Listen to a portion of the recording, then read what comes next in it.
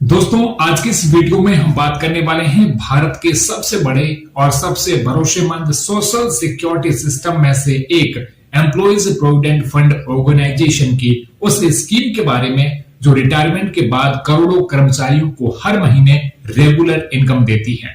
जी हां, हम बात कर रहे हैं एम्प्लॉइज पेंशन स्कीम यानी ईपीएस की। इस स्कीम का मकसद बिल्कुल साफ है, संगठित क्षेत्र में काम करने वाले कर्मचारियों को एक स्टेबल मंथली पेंशन देना। जब भी हम ईपीएफ की बात करते हैं तो लोगों को अक्सर लगता है कि ये सिर्फ एक लमसम सेविंग स्कीम है, लेकिन बहुत से लोग ये नहीं जानते कि इसी ईपीएफ सिस्टम के अंदर ईपीएस भी चलता है, जो आपकी नौकरी के बाद आपकी जिंदगी को आसान बनाता है। ईपीएस के तहत आपको एक फिक्स्ड मंथली पेंशन मिलती है जो आपकी सर्विस पीरियड और सैलरी पर डिपेंड करती है। यानी आपने जितने साल जॉब की, आपकी पेंशनेबल सैलरी जितनी अच्छी रही, उतनी ही बेहतर पेंशन आपको मिल सकती है। ईपीएस का सबसे बड़ा एडवांटेज यह है कि इसमें पेंशन पाने के लिए बहुत ज्यादा लंबी नौकरी जरूरी नहीं है। अगर आप ईपीएफ मेंबर हैं और आपने मिनिमम 10 साल की सर्विस पूरी कर ली है तो आप इस स्कीम के तहत पेंशन पाने के लिए एलिजिबल हो जाते हैं। ध्यान देने वाली बात यह है कि पेंशन का बेनिफिट आपको 58 साल की उम्र के बाद ही मिलता है। सरकार ने ईपीएस 1995 के तहत मिनिमम मंथली पेंशन 1000 रुपए तय कर रखी है, जबकि मैक्सिमम पेंशन की सीमा 7500 रुपए मानी जाती है। हालांकि काफी समय से ये मांग चल रही है कि मिनिमम पेंशन बढ़ाकर के 7500 रुपए पर मंथ किया जाए। फिलहाल सरकार इस पर विचार कर रही है।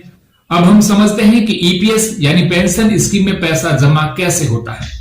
हर ईपीएफ मेंबर अपनी बेसिक सैलरी का 12% हर महीने पीएफ अकाउंट में कंट्रीब्यूट करता है और कंपनी भी उतना ही कंट्रीब्यूशन देती है, लेकिन कंपनी के 12% कंट्रीब्यूशन को 2 हिस्सों में बांटा जाता है।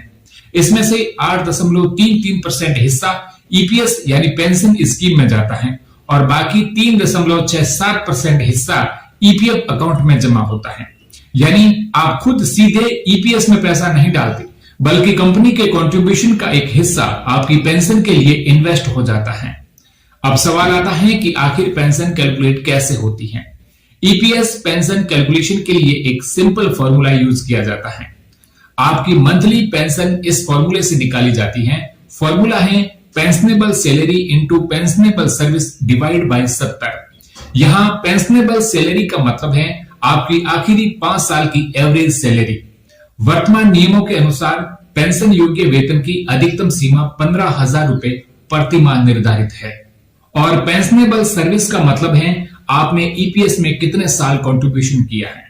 फॉर एग्जाम्पल, अगर किसी एम्प्लॉय की पेंशनेबल सैलरी 15,000 रुपए है और उसने सिर्फ 10 साल की सर्विस की है तो उसकी मंथली पेंशन होगी करीब 2143 रुपए।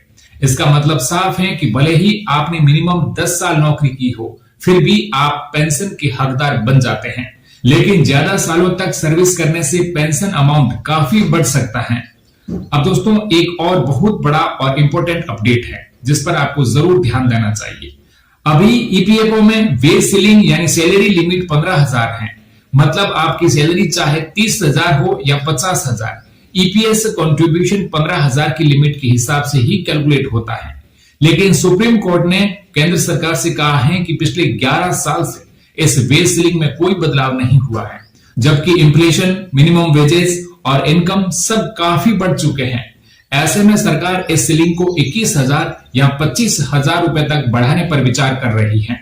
अगर ऐसा होता है तो इसका सीधा फायदा आपकी ईपीएस पेंशन और ओवरऑल रिटायरमेंट सेविंग्स पर पड़ेगा।